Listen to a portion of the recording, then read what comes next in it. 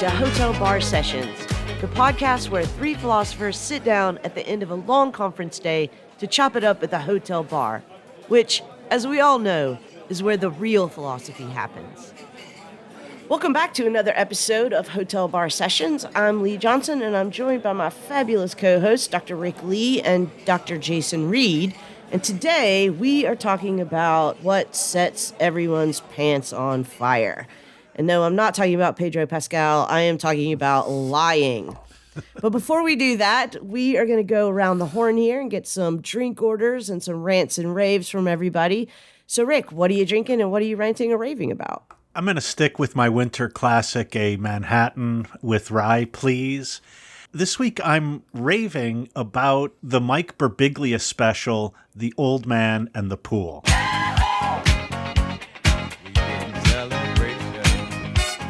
I love Mike Birbiglia, and I think he's one of the most interesting comedians around today. He does an hour that is one story, but it's punctuated and it's really funny. And also, I have to admit, I was moved at various times during this. So check it out, The Old Man in the Pool. It's on Netflix, Mike Birbiglia. Jason, what about you?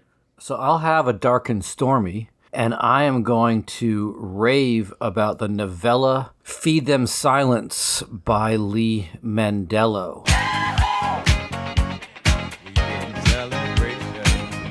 This is another in a small genre of animal-human interface science fiction. It's about a woman who gets a grant in the not-too-distant future to merge her consciousness to that of a wolf. And what happens when one social animal meets another social animal? It's an academic novel, it's a sci-fi novel, it's also about a marriage falling apart, and it's got a lot of wolves in it. Interesting combination. So Lee, what are you having? What are you ranting or raving about? Today, I'm going to have a fresquila. That's fresca and tequila. It's one of my favorite drinks. And I am raving about all of those actors and actresses that show up in movies, and you're like, oh, hell yeah, I love that person.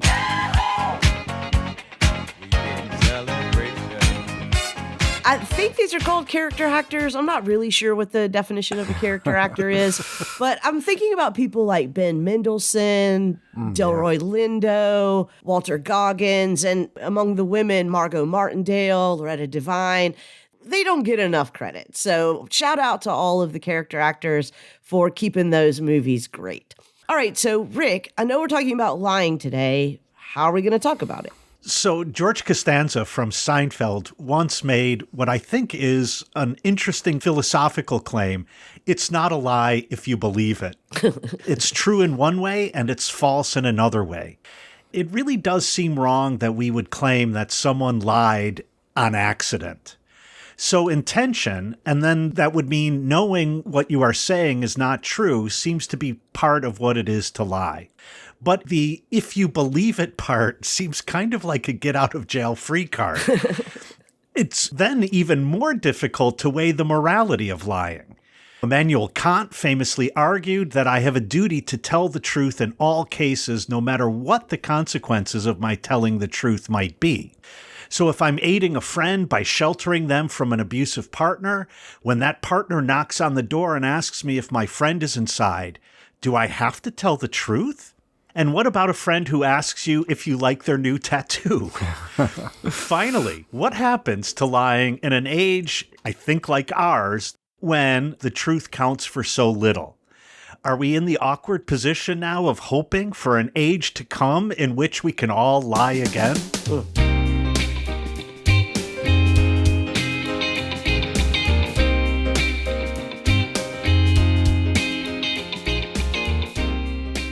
So, Rick, I'm glad that you opened by pointing out how important it is that intention be a part of lying. I tend to agree with what you seem to say there, which is that if you lie and you don't know that you're lying, that's not a lie, that's a mistake or an error or something like that. As I tell my students all the time, when you're taking a math exam and your professor is grading it and you get questions wrong, he's not sitting there like, liar, liar, liar. You know, so the fact that something is untrue doesn't necessarily make it a lie.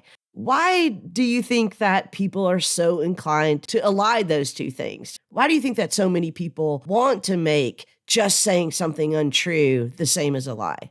I hesitated from saying, Lee, on the one hand, on the other in my introduction, but it's part of the on the one hand, on the other of lying. Oh, so many hands. Because whether the thing you say is true or false is important. I think what you're pointing out, Lee, is saying something that's false in and of itself can't count as a lie, because that would mean, as you said, every mistake would count as a lie. And so on a math exam, I'm doing my calculations and I say 2 + 2 = 5.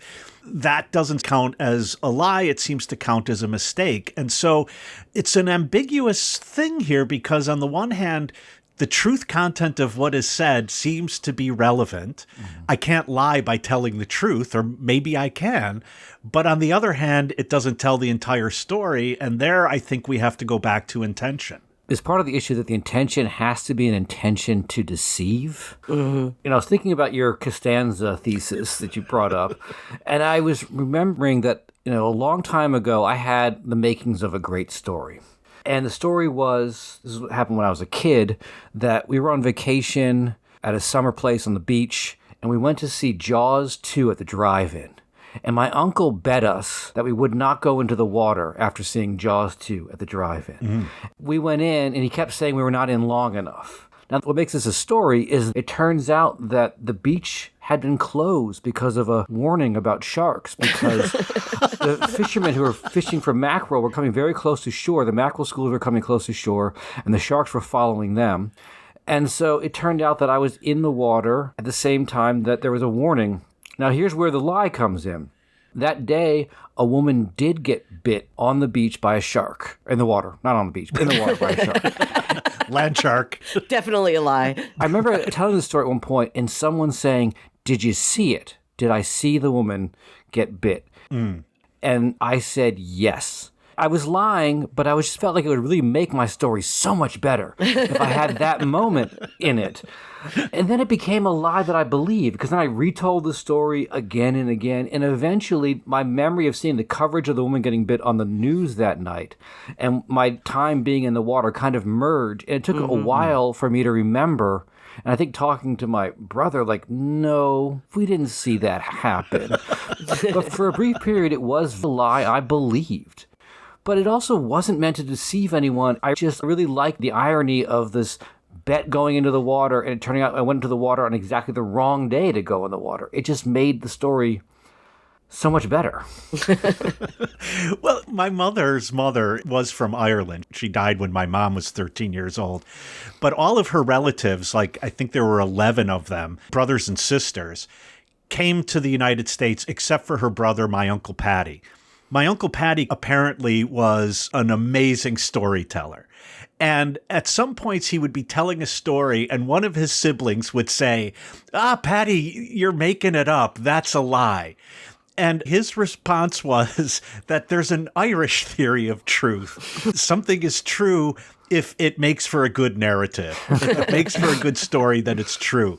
And so, Jason, I think that in your story, you didn't lie. I think it made for a good story, and so it was true in the Irish sense. I mean, I like this embellishment theory of lying, but I'm not sure that really gets to what's dangerous about the Costanza theory of lying. I think I might agree that if you believe it's true, then it's not a lie. Because I do think that the intent to deceive is part of lying. But I believe it's true is different than I want it to be true. And I do believe that a lot of times today, people will say something that they know is untrue. They want it to be true. They know it's untrue.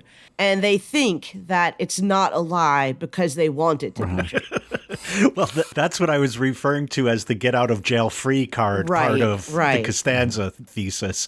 Namely that I say I believe it's true when really all I mean is that I want it to be true.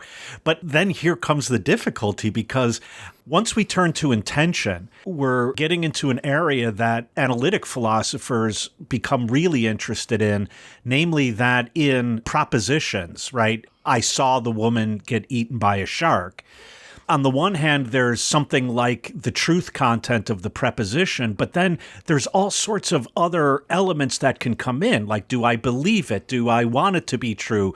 And these other components, especially when they're internal, one might even say psychological states, they become way more difficult to adjudicate than just the simple truth content of what you're saying.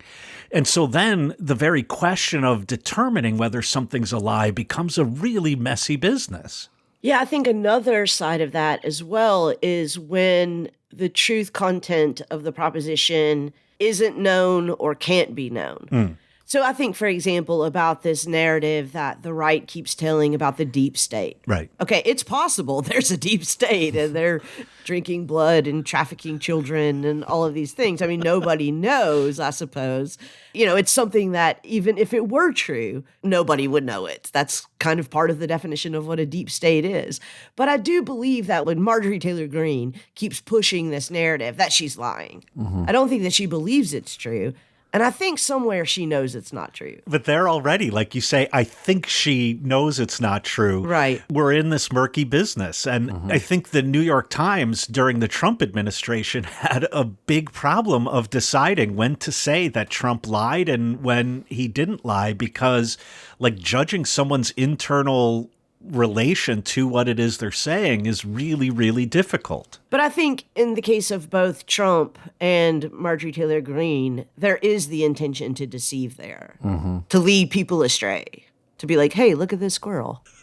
It reminds me of a video that went viral a long time ago of a person saying that you should never, ever get bogged down in calling someone a racist. You should say that what they said was racist. And I feel like it's the same sort of problem, right? Because you're never going to know in someone's heart of heart what they feel or believe.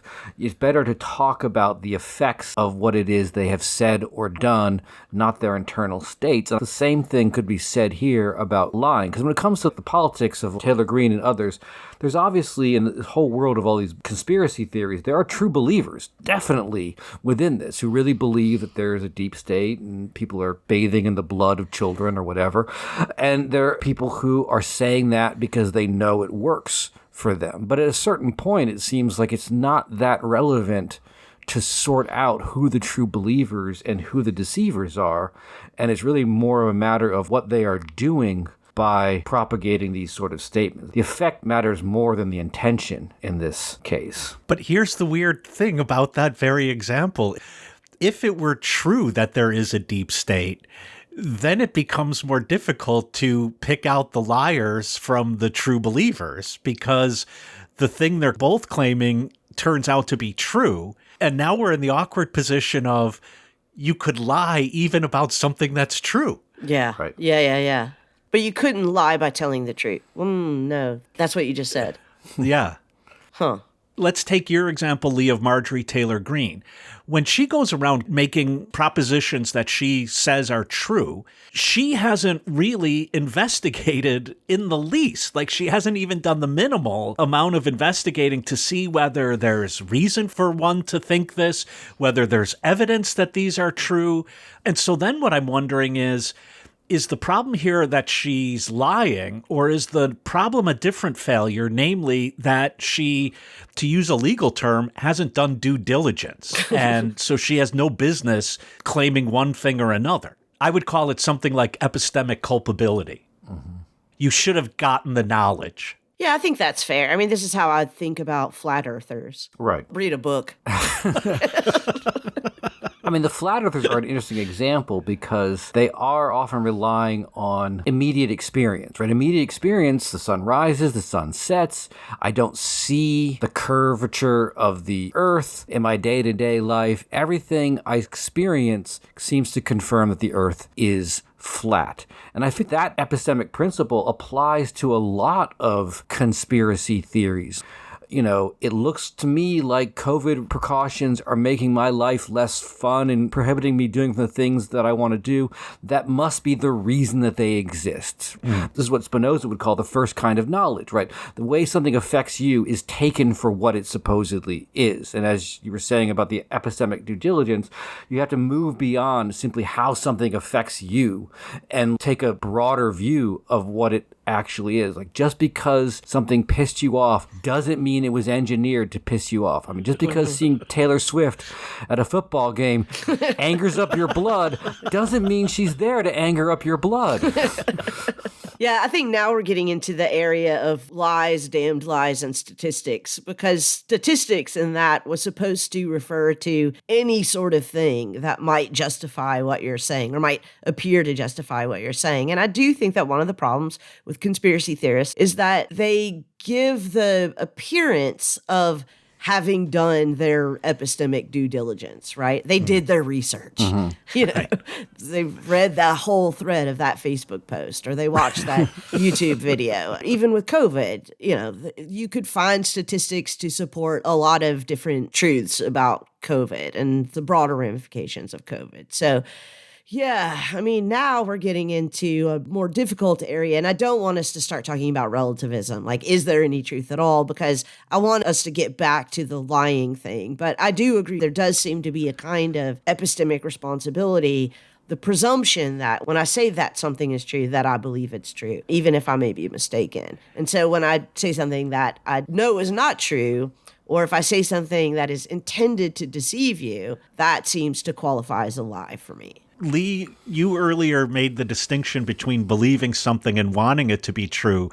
But Jason, now with your raising the ways in which things affect me, I think you're also showing that it's very easy for my wanting it to be true to actually shade into my believing that it is true. Right. And that affect of wanting can cause another affect, namely the believing. And so I could very easily move from the wanting it to be true to believing it's true. And maybe this goes back to your story, that you wanted it to be true because it made a good story. And then all of a sudden, over time, you're now believing that it's true. Right. In which case, you're no longer lying. And that's the problem with the Costanza thesis. Right. And the other problem with the Costanza thesis is that we're often lying to ourselves in all kinds of little ways that we sometimes tend to forget. I mean, we might leave an event with our account of what happened, and in our account, we were always in the right, we always said the smartest and coolest things, and everyone else was annoying people, and that's how we recall it, confusing what happened and how we felt about things. And then afterwards, you know, we cannot tell the truth. I mean, this is something that comes up a lot in police eyewitness testimony. This is why there's that little measuring tape of where 6 foot is at the door of most convenience stores, so that they can at least hope when the person who robbed the place is leaving the convenience store, the person will notice where their head stands on the measuring tape, because it's been proven again and again that people, when something happens that's frightening especially, they completely distort everything they saw, and they'll think the person must have been huge because he was really scary. And what you're pointing out there is that the way I'm affected by something, you mentioned fear, for example, is way stronger than my being affected by it through sensation. And so what I felt now turns into what it was. Right.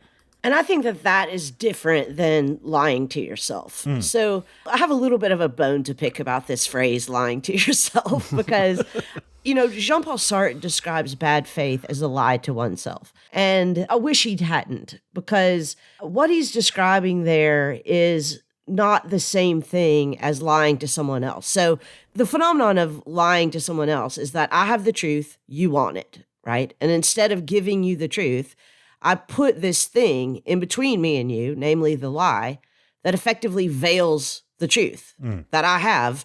And so I deceive and you are the deceived.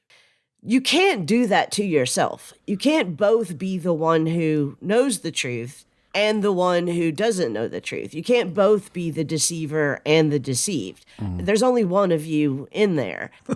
There's a lot of ways in which we restructure and reform our memories in ways that are more palatable to us for a number of reasons, some of them nefarious and some of them not at all. But that's still not the same thing as lying to yourself. So when both of you say that our affective experience of something often becomes the truth of what it was, I don't think that that's a lie to myself. If I say that guy who robbed the store was 6'5" because I was scared, That doesn't mean that I know he was actually only 5'10", Right. but I'm saying that he was 6'5" because I was scared. It means that the affect of my fear has molded the truth of what I believe I actually experienced in that moment.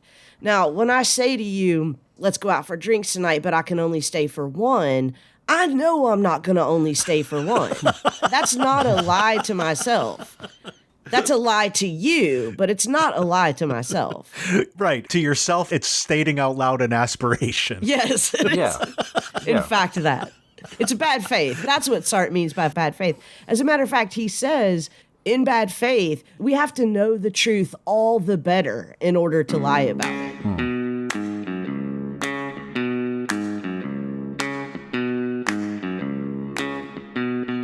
Did you know that Hotel Bar Podcast is more than just a podcast? We are a fully online cross-brand synergy platform of content creation. Actually, that's not true. Those words are meaningless. But you can follow us on the app formerly known as Twitter at Hotel Bar Podcast.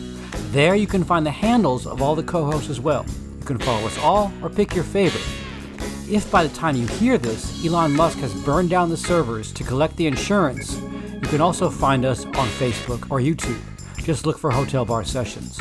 Wherever you find us on social media, you can contact us with ideas, complaints, and questions. You can also email us anytime at hotelbarpodcast@gmail.com or visit our interactive page at hotelbarpodcast.com. No matter how you get in contact with us, we're always glad to hear from you.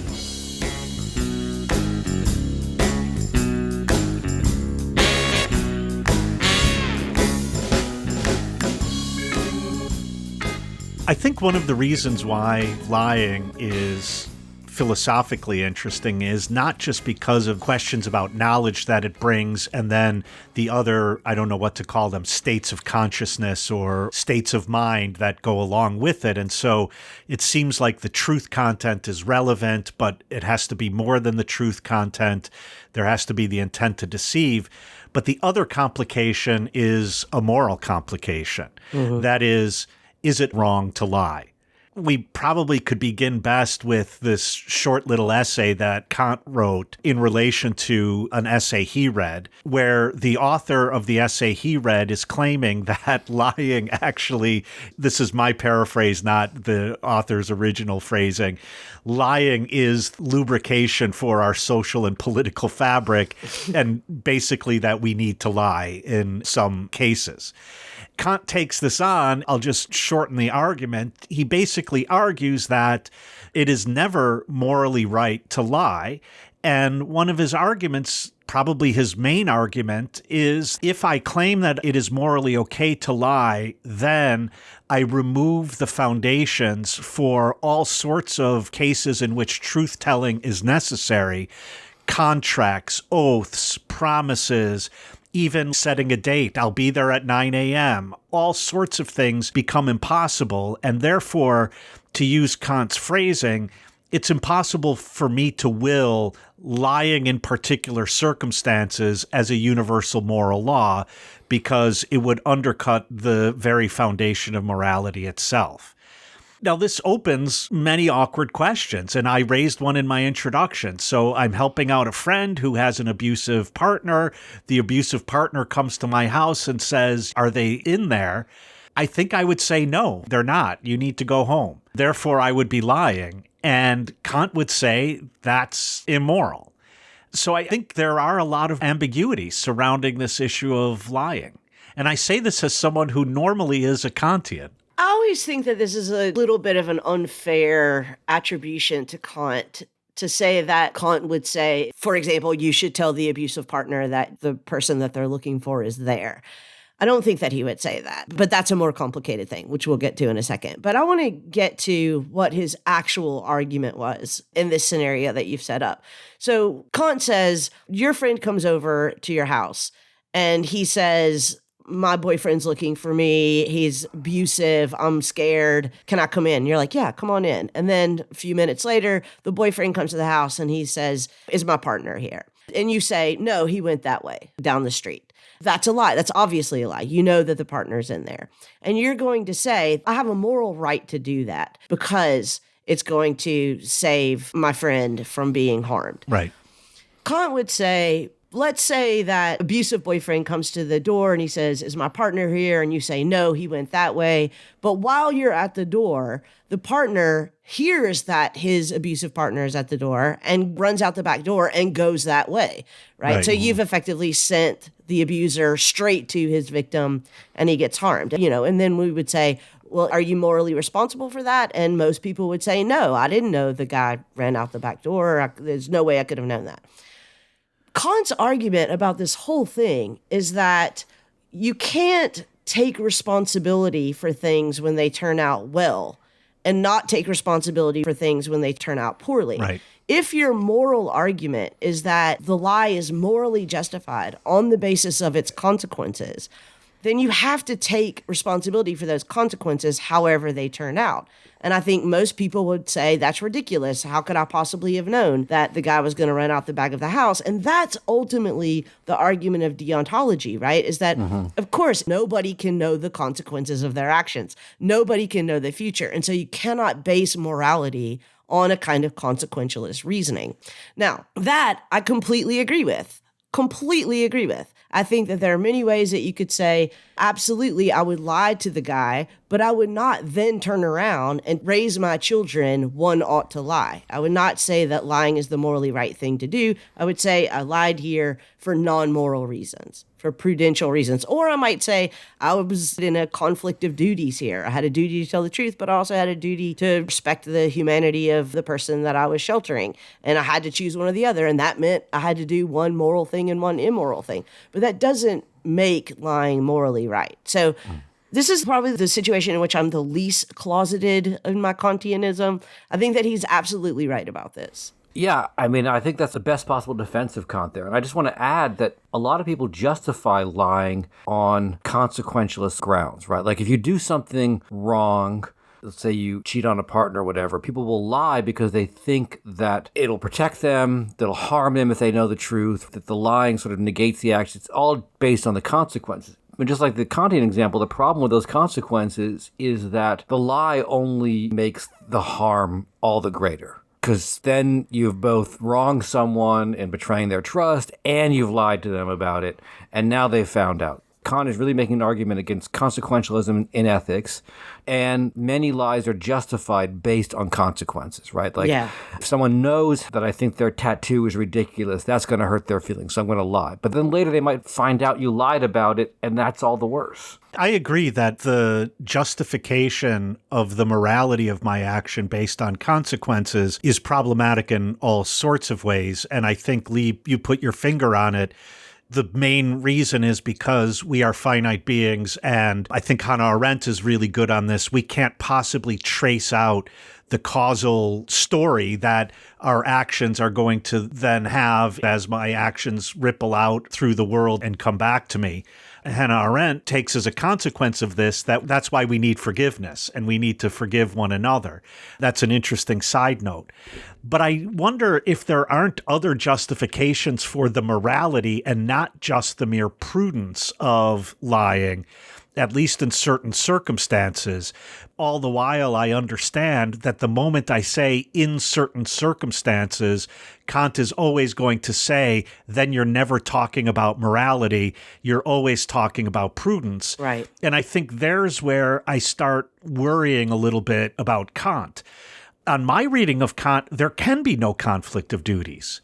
That is, if two duties come into conflict, it's only an apparent conflict. I only will ever have one of those two duties, or maybe none, but there can't ever be a conflict of duty precisely because a duty is consequent upon someone else's right, and that right follows from the universal moral law. So no two duties could ever come into conflict. I don't follow that at all.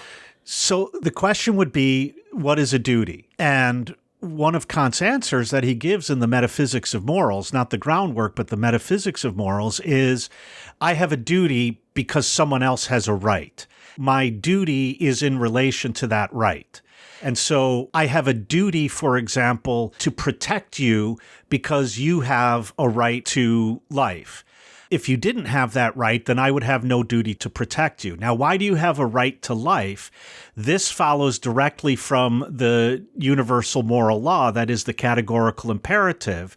If I didn't presuppose that, I can't universalize that as a maxim for all. And so there is a consequence from universal moral law to right and from right to duty. Therefore, two duties can't come into conflict because that would mean that two things which follow from the categorical imperative are actually opposed to one another. Well, I suppose in response to that, I would just say what you said earlier. We are finite beings in a finite world, and we are often going to be placed in situations in which we have duties, absolute duties, that choosing one means not choosing the other. Mm-hmm. I think that's right. But that's a conflict of duties.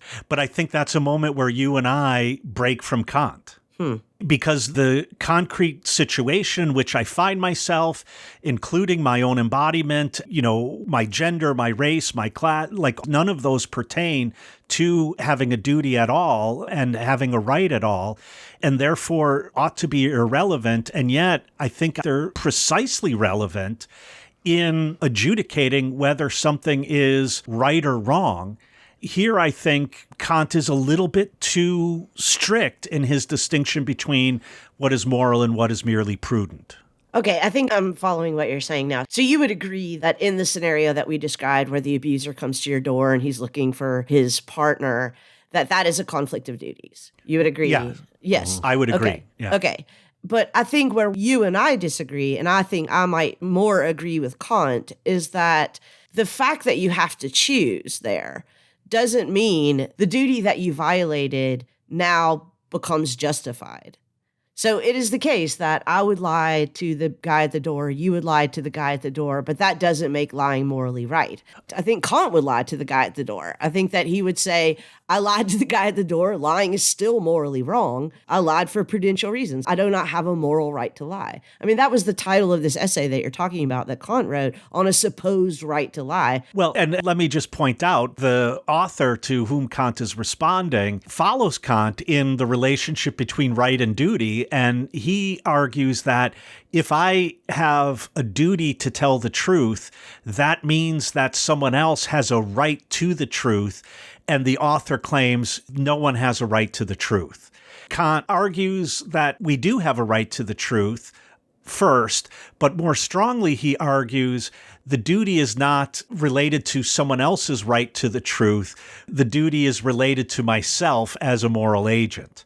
My only point here is that the move that Kant makes from my saying it was morally right for me to lie in this circumstance is tantamount to me saying, therefore I have a right to lie.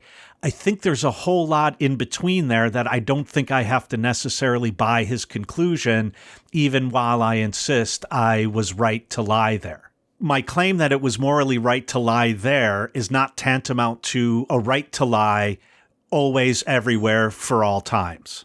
Which would be a moral right to lie. So you're claiming that you have a prudential right to lie, but obviously Kant would say prudential rights are not rights in the same sense, but fine. It still seems to me like you're not really disagreeing with Kant here, that we never have a moral right to lie. Where I think we're disagreeing is I'm not sure what is gained by maintaining that this is prudential and not moral. Why not just say that my lying there was a moral good? I guess what I'm worried about in all of this is for me to say it was morally wrong for me to lie, but I did it for prudential reasons, is tantamount to me saying I sinned, but I did it for good reasons. In that case, why talk about morality in the way we talk about it? Why not just talk about prudence, which I think is the direction that a lot of English moral philosophers will take, that the direction Kant pursues is irrelevant to human life, and the only thing that's relevant is what Kant would call prudence. I mean, I think the short answer to that is prudence is consequentialist, and you can't build a morality on consequentialist reasoning. Prudential decisions are always guessing at what's best. They're not universalizable. They're not rational. They're prudential. So I guess what's lost in Kant just not, giving up the ghost and saying, all right, fine, everything's prudence. what's lost is morality. As Kant understands it. Yeah. Yeah. Or as a student in one of my early modern classes once put it, all you have to do is tell the person at the door that your friend went down the street loud enough so the person hiding in your house can hear it. That's how you deal with the conflict of duties. I had that student. That was the same guy that when he was doing the trolley problem was like, no, but I can untie knots really fast. It's like, make the dilemma not a dilemma. That just solves everything. Right. I think we've all had that student. And Lee, as you're constantly pointing out, us men, we're not sending our best team out there. That student is usually a dude. Well, actually.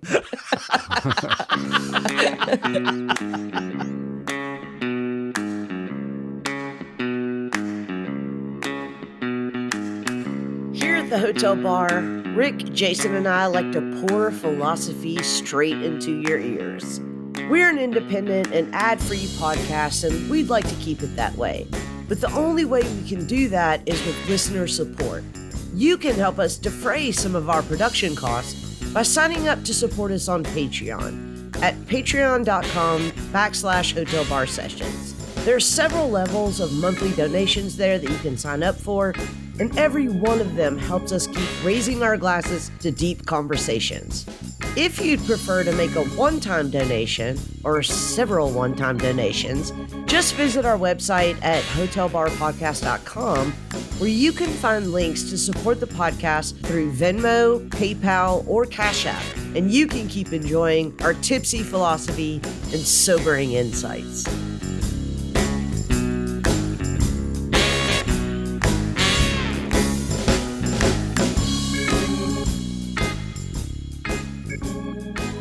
Up until now, we've looked at what philosophers call the epistemology of lying, that is, how lying is related to knowledge. And we saw there it can't just be the knowledge itself, but intention has to be involved. Then we moved on to the morality of lying, that it's never moral to lie, even though we should understand that there are cases in which it might be the best thing to do. I want to talk about the politics of lying and the way lying functions politically. This goes back to the essay to which Kant was responding. One of the arguments about lying is that politicians do it all the time, and they do it necessarily. And Kant actually hits on this, but if I have to do something necessarily, I can't have a duty to do its opposite. And so this author, relying on the fact that politicians do it necessarily, allows him to say lying is politically essential. I think a way that we update this is that I hear all the time in bars and in conversations with civilians that... Civilians? I mean non-commissioned philosophers. Oh, I thought you meant like people who don't go to bars. Oh, I'm going to start saying that. So in conversations at bars and with people who aren't philosophers, you hear all the time all the politicians are lying. To give an example that's recently in the headlines, Republicans say they don't want to pass an aid package for Ukraine unless some measures are taken to secure the border. Then a proposal is produced in order to do both. And then the Republicans say, oh, no, we're not going to back that. Then I say to someone, well, they were lying. And the response almost always is, all politicians lie all the time. I think there are two things implied here. One is, well, if all politicians lie all the time, then you can't blame a politician for lying because, you know, like the scorpion says when he kills the frog, it's my nature. But on the other hand, we see there that somehow lying, if not essential to politics, it does really seem to be ubiquitous, and it seems these days to be way more ubiquitous than it ever was before. And so I wanted to talk about the politics of lying and the political function of lying. Can I just throw in here also that we could just as easily be talking about the business of lying, right? And say the same thing about how corporations work. I mean, economic thinking, corporate thinking is all the way down prudential. Yeah. Right? It's all the way down consequentialist. And so in the same way that we might say it's in the politician's nature to lie, we could say it's their job, right? Like it's part of doing their job. I mentioned Hannah Arendt earlier in her discussion of lying in politics in particular. She does point to Madison Avenue and says, like if lying is central to politics, Madison Avenue is the best practice of politics. So I think you're right. I think also, though, we're starting to see, or maybe we've seen all along, the ways in which the lying that businesses do are also at the same time political. So I think about the information that's coming out now that fossil fuel companies knew back in the 70s, the effect of burning fossil fuels on climate. They were lying about it. I think that's a political issue as well as a business issue. So some of these could be treated together. There are also health issues, right? If you think about, for example, the NFL concussion crisis, I mean, that's a business issue. It's a political issue. It's a health issue. Yeah.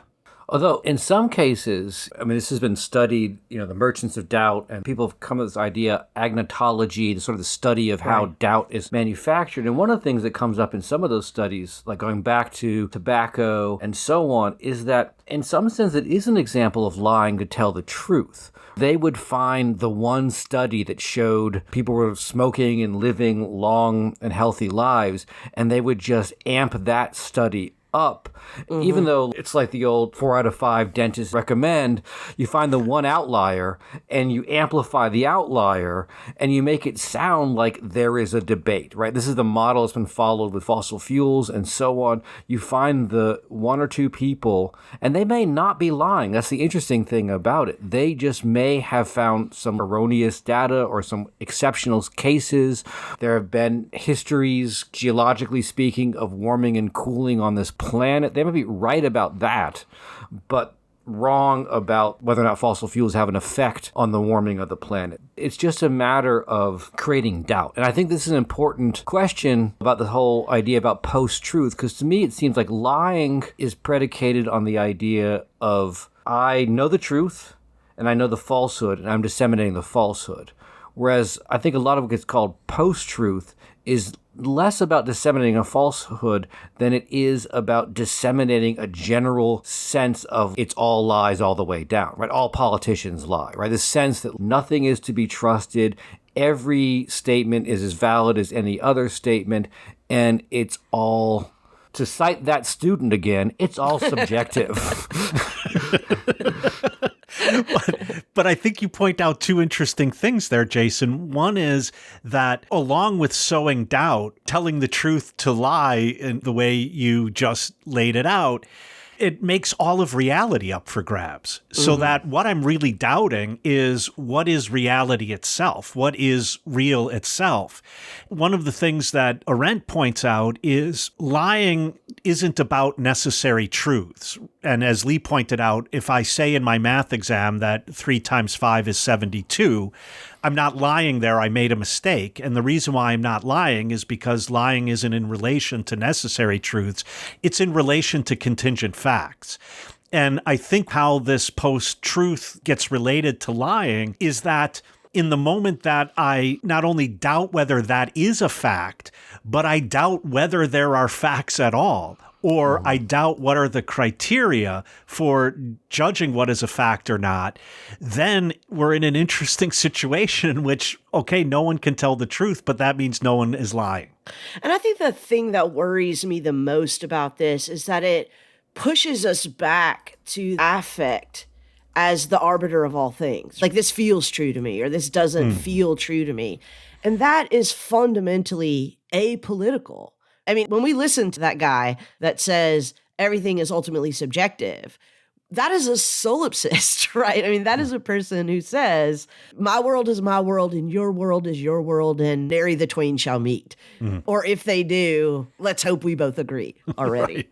Right. I mean, the problem with the everything subjective claim is yourself making a claim which you don't hold the rule valid. The claim everything is subjective becomes one more subjective opinion. And the same thing, I think, happens with the all politicians lie, that in some sense there becomes a moment where some people have said this is part of the appeal of Trump, that people like him because he's honest about lying, right? That he doesn't claim to ever really tell the truth, and that weirdly makes him seem credible in some strange way. The subjectivist is not obviated of the moral force of truth. I mean, find me a subjectivist who does not get mad when he feels lied to or she feels lied to, right? I mean, that's the thing that you never hear someone say of someone else who they believe is lying to them, well, everything's subjective. You only hear that as a justification of one's own life, right? Or one's own opinion or whatever. So I do think that this often gets lost in the focus on the truth or falsity of lying is none of us want to be deceived. And we all presume a moral right to not be deceived. Everyone feels like they have to justify their own lies and not justify anyone else's. We have this moral impulse to justify in favor of what ought to be, Right. and no one justifies other people's lies. You know, the fact that we feel like we have to justify our own lies, whether that's in consequentialist ways or by appeal to other people's feelings or some greater good or prudential reasons or whatever, the fact that we feel like those lies have to be justified is evidence of our moral obligation to the truth. Right. You know, I think one way to sum up Kant in a simple way is that ethical wrong is often making yourself an exception to a rule that you generally hold to be valid. Exactly. Right. Yeah. Lee, I want to maybe, I'm not sure, push back on something you said earlier, because I'm now recognizing one of the consequences of something Jason said way back at the beginning of our conversation today. You said something like, if something's about affects, that's not political. My position would be that I think politics works almost exclusively, unfortunately, on affects. If it turns out that my claims about what I know, what is real, if I'm making those claims based on how things affect me, and I think Spinoza's point, but I don't want to get bogged down in Spinoza interpretation, is that we all do this, right? All of us judge reality based on how it affects me. That is what I take to be real. And I think that in a moment where I think we are now, in which we have what one might call different affective worlds, we do have different realities, and maybe none of us are subjectivists, or we are, we just don't know it. We're not making the subjectivist claim. But what we are claiming is your reality is not mine because it affects you different than it affects me. And so the conjunction of affect and politics, and then if I take the Spinozist route of seeing the relationship between affects and knowledge, because Spinoza does call it knowledge, then I think we can have a situation in which we're now living in different realities, and therefore what I think is someone lying is actually them telling the truth, and they think I'm lying, but I think I'm telling the truth. This is the danger that we're in right now. Lying doesn't matter, truth-telling doesn't matter, because reality is up for grabs. What I was trying to say earlier was that when we get to the point where our entire understanding of truth and reality is, as you said, this is my reality and this is my truth, and that is your reality and your truth, and they're different, that is apolitical. Where politics happens is when I say you're wrong, or like, let's argue about this or whatever. That's where politics happens, is the being with one another, being together with one another. As long as we stay in these strange individualist bubbles where we each have our own affective understanding of reality or truth or anything else, then yeah, I think that that's not politics. I do want to be clear, though, I agree with both you and Jason, that obviously a lot of politics happens through our affective relations, but they have to be relations. Right. I see your point. I agree with you 100% or wholeheartedly. But I think this is one reason why you have, and we have one of them here on the podcast, you have a bunch of Marxist Spinozists because of this relation between the ways of knowing reality and the politics that emerges from that. Including, by the way, the very possibility of having relations with one another. Because now I see the importance of your position, Lee, and you're correcting me on it, is that the moment I insist that this is my reality and this is your reality, one thing I am doing is cutting off all possibility of relations between us. Right. And I think that that's why I want to go back to my claim that you cannot lie to yourself. I get it that there are things that we do that we describe as lying to ourselves, but it's not the same as lying to someone else. Lying to someone else is a relation. It's a shared relation, and it's a relation that does harm. And I think that's maybe one really important thing about lying that we've kind of, skimmed over and not really looked at, which is what harm does lying do? Why does it do harm? And how is it a harm that is unique to our relations with other people? I came across this speech that Adrienne Rich gave, and it's been edited and published as an essay. But in it, there's this passage that I think is really interesting and goes to the heartly of what you're saying.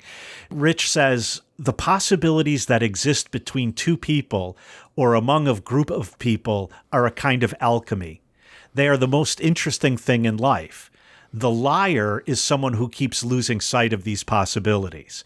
And so I think what she's pointing out here is we have relations between one another, and what the liar does is makes those relations of harm rather than relations of possibility. Yeah, I agree with that.